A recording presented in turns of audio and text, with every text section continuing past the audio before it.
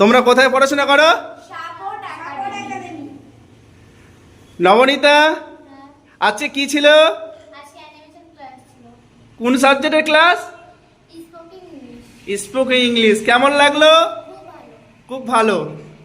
এর আগে কখনো করেছো? করনি? তোমরা কোথাও করেছো এর আগে কখনো? হ্যাঁ, অ্যানিমেশন ক্লাস করতে কেমন লাগছে সবার? ভালো।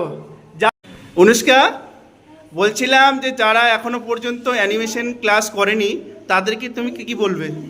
তারা তাড়াতাড়ি আসুক অ্যানিমেশন ক্লাস শেখার জন্য, কারণ অ্যানিমেশন ক্লাসে আমরা অনেক কিছু শিখতে পারি, তার জন্য আমরা ইংলিশে কথা বলতে পারবো।